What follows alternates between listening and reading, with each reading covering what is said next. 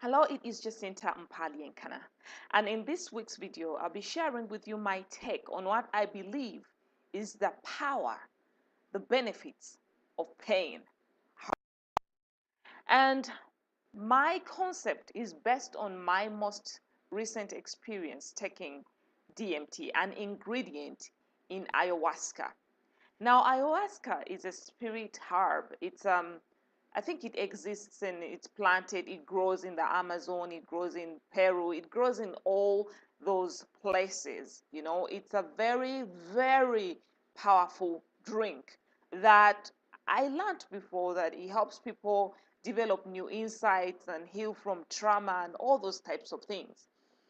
So for a very long time, I've been reading, maybe for about 2 years, I've been exploring what this is. I didn't, I was skeptical. I thought, I don't want to take something that will, will get me more insane than I'm already are. I was scared of taking this ayahuasca. But then one of those days, I decided, you know what? I wanted to know more about this thing called life. I wanted to have clarity what life is all about, other than what I perceive it to be and the purpose I have, I think is my purpose, and the goals I create. What is more than this that we call life? So I decided to take on ayahuasca. And you guys, oh my God, taking that drink, after consuming that ayahuasca, in about 1 hour, it started having its effect on me. And the first thing that came through, of course, there are other things that are very personal that, I'm going to reserve them for my. I started feeling pain. Now, this pain was coming from a place that I even never thought I had. It wasn't in my heart. It wasn't in my brain. It didn't feel like a feeling. It was coming from beyond my heart, in the depth of my being, at a depth I never even knew that I had. And it was like knocking at my door, warm, persistent, strong. And I said, I am not feeling this pain. My main objective of taking ayahuasca was to become clear, to get clarity, guidance, wisdom. It wasn't to get pain, it wasn't to feel pain. So I resisted it. And the amazing person who was helping me said, Jacinta, if you want to achieve your goal, you got to embrace the pain. You have to embrace whatever is revealing itself. So in this talk with you today, I'm going to share with you 3 things that this pain revealed to me. So I eventually allowed the to come through because it seemed like it was gushing, it was creating more force within me, and it wanted to break through. And that pressure of it knocking at my consciousness to break through almost ran me insane. I was in control. I was controlling my brain not to feel that pain because I thought I would lose my mind. I didn't know what was coming. And the thing about it is that I didn't expect pain. It didn't come with the reason packed with it or with the definition. Oh, this is pain, A, B, C, D. I'm here to reveal this to you. No, it just came. This pain was from a different area code. And then, although I was insane, I allowed the pain to come through. And you guys, oh my God, I don't know how to explain it. I don't know how to define this pain. This pain was more painful than anything I have ever felt in my experience on this planet. I thought when my grandmother died, I felt pain. No, no, no, no, no, no. That was not pain. I thought when I was racially and called all sorts of names, that was pain. No. I thought all the disappointments and hurdles of life that I have gone through up to now was pain. Nada, nada. That was not pain. What I was going through was pain. And pain that came naked without a definition. So it got me to compare, wow, I've always been crying and getting, like experiencing pain that had a reason. Like, oh, I'm feeling sorry today because ABCD stabbed my back or da da da. But this pain came, well, I'm here and I'm not in your heart and beyond your heart. Okay, embrace me without a reason. That was a different type of pain. So it took 5 minutes. I went through this pain, pain that was regressing, ascending in intensity to a peak that, oh my God, you guys, it's hard to explain.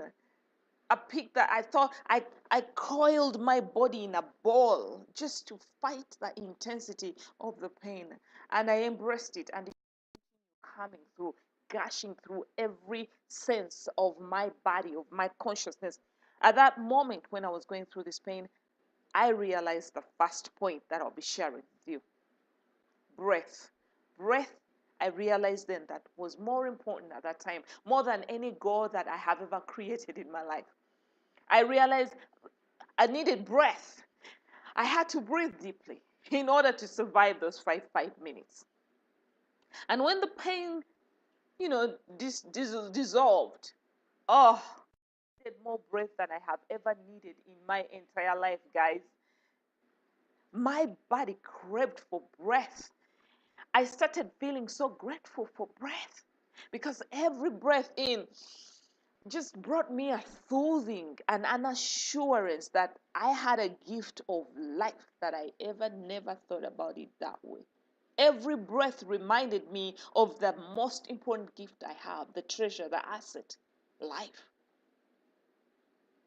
Every breath out reminded me that I had the ability to expel and release what I didn't want. So this pain just showed me that what is really important in life is breath. All other things are important because of the importance we give to them. But breath is the number one thing because without life, you are null and void in this dimension. So going back to the experience, that pain came 5, 6 more times. And each time it came, it was more intense, more aggressive, more persistent, and reached a higher peak than the time before. It tore a layer of me, like my ego was smacked. I was in a battlefield of breaking down the ego.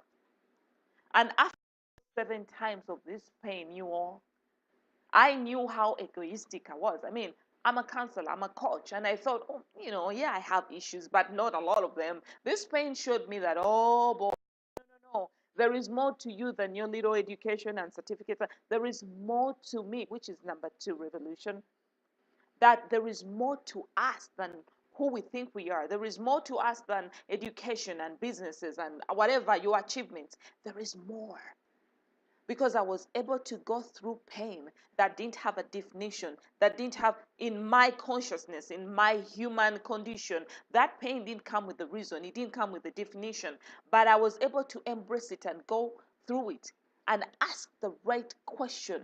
What is in this pain? Because the why just brought more pain. The questioning, why am I going through this pain? It became more intense. But when I started asking, what is in this pain, Lord? What is in this pain? And this, what was in this pain, is what I'm sharing with you.